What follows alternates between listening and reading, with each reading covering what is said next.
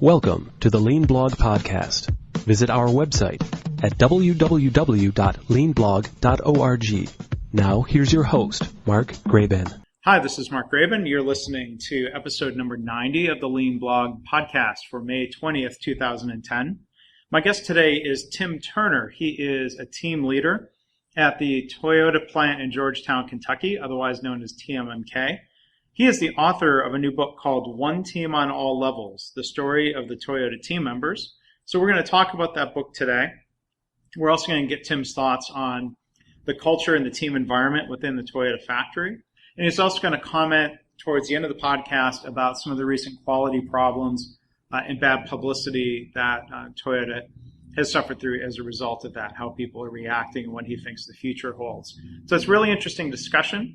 If you enjoy this podcast, please check out other episodes at leanpodcast.org and check out the blog, leanblog.org. Thanks for listening. I want to welcome our guest today for the Lean Blog Podcast, Tim Turner from Toyota. Thanks for being here today. Thanks a lot, Mark. I really appreciate the opportunity. Well, I'm excited to talk about your new book and the stories from yourself and your friends at Toyota. I was wondering if you could start first by giving just an introduction about your background, your experience with Toyota, and who you are.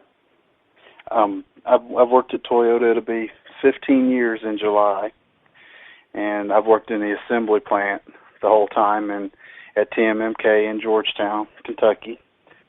And I've worked in the trim, chassis, and final sections. So I've pretty much built every part of the car you can put together. And for the last 3 years, I've been in the assembly safety ESI team. And so I go out and I help countermeasure and solve ergonomic issues for the team members that are building the cars. Okay, and ESI is ergonomics and safety. Is that right? It's an early symptom investigation. So, say a team member, his wrist is starting to hurt, or starting to become sore, they will tell their group leader, who will send us out, and we will, check their jobs, check their postures. Is there something maybe a different way they can hold the gun, the air tool, or something of that nature. Or maybe it might be we can give them an assist arm to hold that gun, or different, maybe build a platform or something like that to help that team member out, make his job a little bit easier. Okay, and so tell us about the book. It's called One Team on All Levels, the story of Toyota team members. Why write this book? Can you tell us some of the story behind making this happen? Yes, actually, I decided to do it in December of 2008, and I'm sure everybody remembers it seemed like that was when all the economic downturn really hit the automotive industry. And, I thought, I was reading a lot of Toyota articles and things like that, and I try to keep up on, everything happening with my company and the auto industry as a whole. I've got family that works at other automakers and things, but I would read a lot of the Toyota articles, and it seemed that everybody, there would always be people on the comment sections of those articles that would say Toyota's a Japanese company, or say something negative about the company in that way. And I thought, there's 38,000 Americans, that are building these cars every day, and there's 200,000 combined between sales and manufacturing. And, to me, that's not really a Japanese company as much as the way I look at it is we're an American company with a Japanese heritage, similar to how we feel about our grandparents. That's kind of the way I feel about Japan. TMMK in particular, we've been a plant for 25 years, and there's a lot of Americans building Camrys, Avalons, and Ventas at that plant. So I thought that was an important story to share, with America and the world, that Toyota they build cars where they sell them, and they hit the economy, of wherever their customers are. So I thought that was important to get that story out there. And so now, this book is really a team effort of yourself and others from Toyota, correct?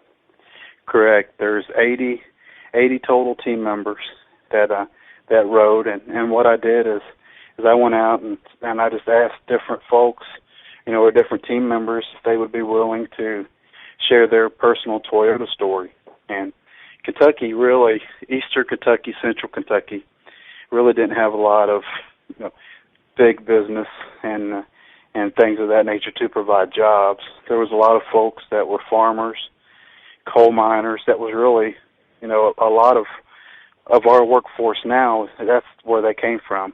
So Toyota really transformed our region and our area of the country and our state. And so I thought, what best way to tell the Toyota story than to let different team members share their part. And it turned out to be really a blessing to do that. And I actually had to stop asking people. I would have people come to me later and ask if they could write, but the book was getting so big, I had to stop asking people and told them that maybe they can write for part 2. Yeah. And so, what are some of your favorite stories from the book? I mean, what types of stories would readers of your book hear and come to understand? There's a lot of stories in there about teamwork and working together, and one story there's they've all got special meaning to me, but one that I really thought stands out is a team member named Greg Richards. And he was a temporary at our plant, and he's a full-time team member now and has been for years. But his daughter, his 1-year-old girl, he had found out that she had type 1 diabetes, and he had left a Bible study. The plant allows us, for diversity, we're allowed to have Bible studies at lunch on our own time, and and things like that. So he had left a Bible study and to go home to take care of us, or to go to the hospital to help out with his daughter. And he asked the folks in the Bible study, to pray for him and, keep him in his thoughts. Well, when he came back to work a week later, there was an envelope with over $1,000 in it, and there was cards and, get well cards and different cards like that. And he shares that story of that, and it brings me to tears still, and reading it, because I just know what a good guy is. And there's a couple stories in the book like that where somebody went through a hard time and the plant team members came together to help that person through that hard time. And I thought that was important to capture in the book, because we don't just build cars at Toyota. We build people, we build relationships, and I thought that was an important part to capture in the book, and that one's one of my favorites. And on the theme of helping people, helping coworkers, can you tell the listeners about proceeds from the book, what that's going to support? Yes, we have I guess for lack of a better way of saying it, it's a charity at the plant, and it's called the TMMK Benevolent Fund. And what that fund does is, if somebody's house burns down, and there's a team member who actually wrote this story in the book, and his house burnt down, and the Benevolent Fund gave him money to get back on his feet. They helped him get in an apartment or whatever his living situation was. They helped with that, and they helped with buying appliances, things of that nature. So we have this fund at work, and currently the only proceeds that goes into that is from our recyclables. So, like say, we have aluminum cans, plastic bottles. We recycle those, and then the money we make off that goes to this fund. So, along with the economy, the downturn, the price of recyclables went down. So, I thought a good way to help with that lost income for the Benevolent Fund is to give 100% of the proceeds to that charity. So that's set up now, and all the profits or proceeds from the book goes to that charity.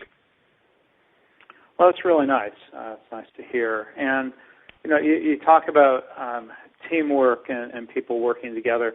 To what extent would you say that's just a result of having good people working there versus what is encouraged by Toyota and by the plant leadership in terms of developing a spirit of teamwork within the factory?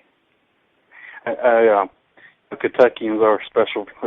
To me, they're a special breed of people, and we do tend to stick together through hard times. But it is definitely, definitely a culture thing with Toyota Motor Manufacturing that we build this spirit of teamwork and through our quality circles and things like that, and projects like that. But now it's a mixture of both. But definitely the culture of the company and our lean manufacturing spirit definitely helps with that and promotes teamwork. And one thing I like about the book was when I designed it. It's called One Team on All Levels, and I wanted to have everybody, at least one person from every level of the company, write a chapter for the book.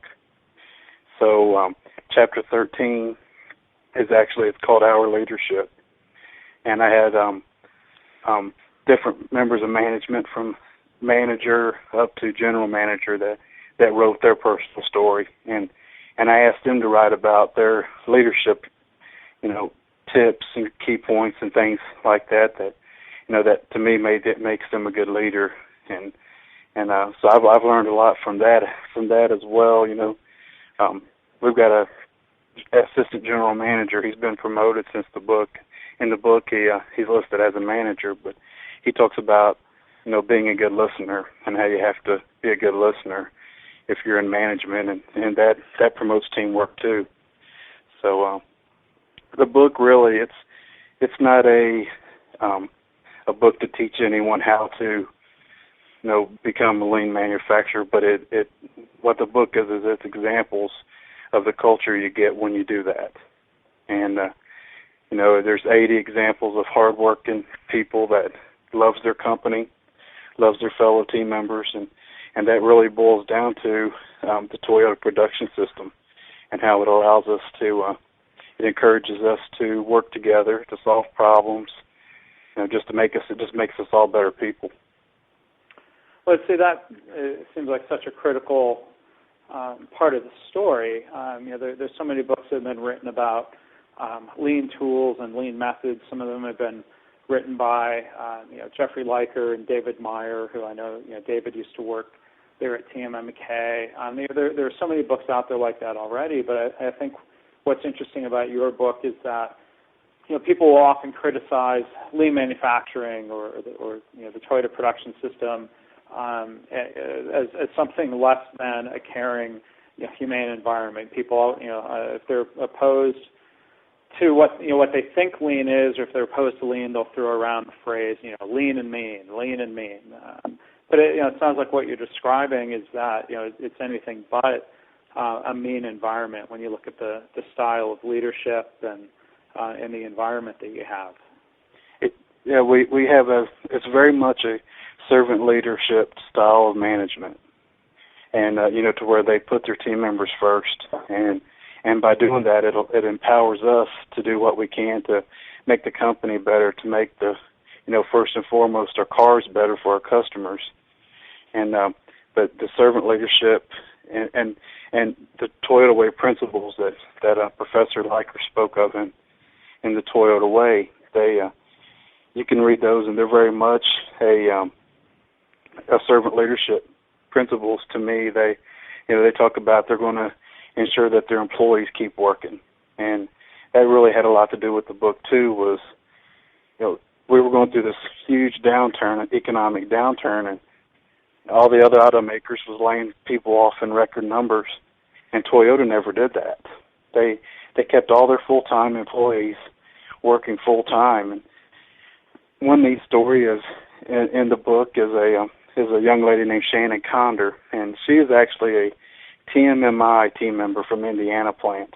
And Toyota asked a group of those folks from Indiana if they would be willing to move to Kentucky for 6 months to build cars in Kentucky so they could keep everyone employed, because at that time the Tundra, sales wasn't going great, and pretty much the vehicles that they were building in Indiana wasn't selling good at that moment due to gas prices.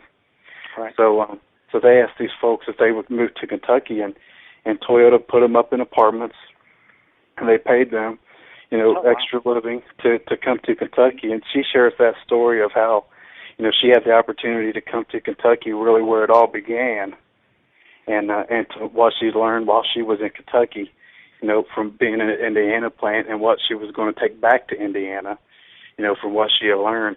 So that sort of teamwork and that servant leadership thinking of the company to do that for their employees, it just makes us all want to work that much harder for them. And it's kind of like there's a, I can't remember exactly how it goes, but there's a saying, whenever you do what you say you'll do, people will follow, and that's what they did. They'd always told us for years we would not lay you off. And whenever it came right to the test, they did it. They held true to their word, and I think that's those principles is what's going to carry us through, with everything going on right now. Right. Well, and it seems like, that aspect of keeping your commitments to people and helping protect their jobs and doing the right thing, it's the part of the Toyota way or the Toyota production system that a lot of companies just seem to have no interest in copying. They want to use the tools, they might say some of the right things about servant leadership, but then when the rubber hits the road in a downturn or in a bad situation, that's it's an important thing to have that leadership commitment. And so let me change direction of the conversation a little bit when you talk about downturns and in bad times. Everybody listening is certainly aware of not just the impact of the recession on Toyota and the other automakers, but then also everything that's been in the news this year about the quality problems and Toyota leaders being called in front of Congress. Can you talk a little bit about how you've reacted to that as a longtime Toyota employee, and how some of your coworkers have reacted or responded to everything that's been in the news? Well, the amazing thing is, through all this, and it has been tough. There's a saying or whatever that you can say something about your family, but you're going to be fighting mad if somebody else does.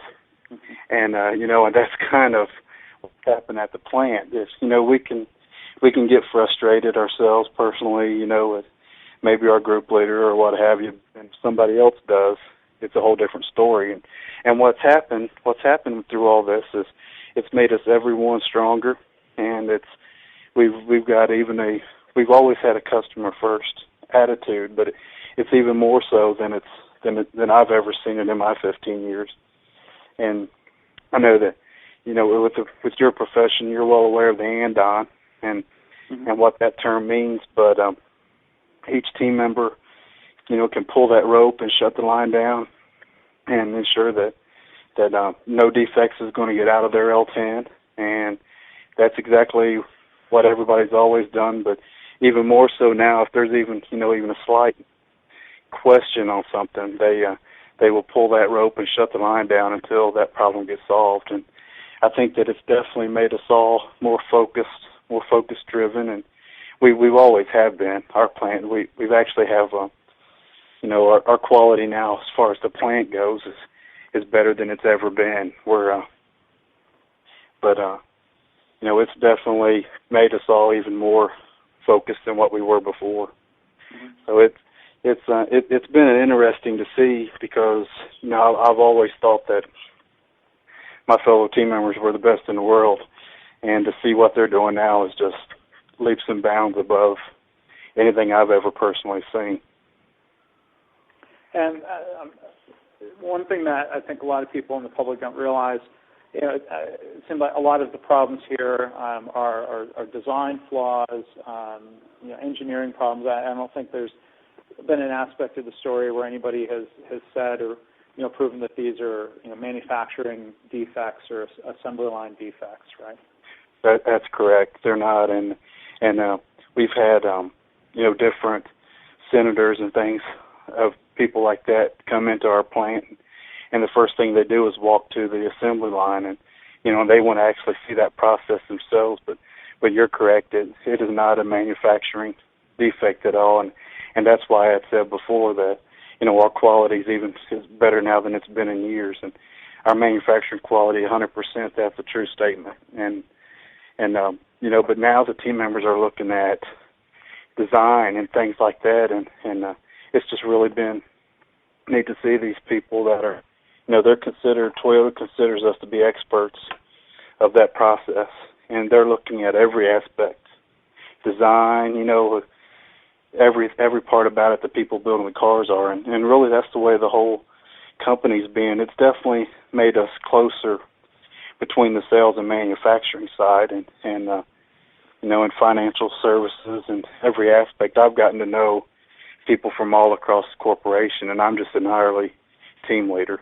So it's been neat to be through this, and as tough as it is, and it is a really tough situation. We're definitely going to come out of this stronger than we've ever been. Well, that's good to hear, and certainly appreciate you sharing some of your perspectives on that situation. It doesn't help, for the people who have had problems with vehicles, it doesn't help to say, well, it wasn't a manufacturing defect, but to those who have been quick to criticize lean manufacturing or the Toyota production system, hopefully they'll step back and realize that the commitment to quality and the team environment is just as strong, it sounds, as it has been at TMMK and the other facilities. That's correct. Yes, that's absolutely correct. Well, Tim, I want to thank you for taking time, to share your story and to talk about the book again. Our guest is Tim Turner, and he is the author. Sharing credit of the book is listed as authored by Tim Turner and Friends, and that certainly sounds like the case. One Team on All Levels, the story of the Toyota team members. You can get that on Amazon and I'm sure other online bookstores. So, Tim, I want to thank you for taking time to talk today. Thank you so much. I appreciate the opportunity. Thanks for listening. This has been the Lean Blog Podcast. For Lean news and commentary updated daily, visit www.leanblog.org. If you have any questions or comments about this podcast, email Mark at leanpodcast@gmail.com.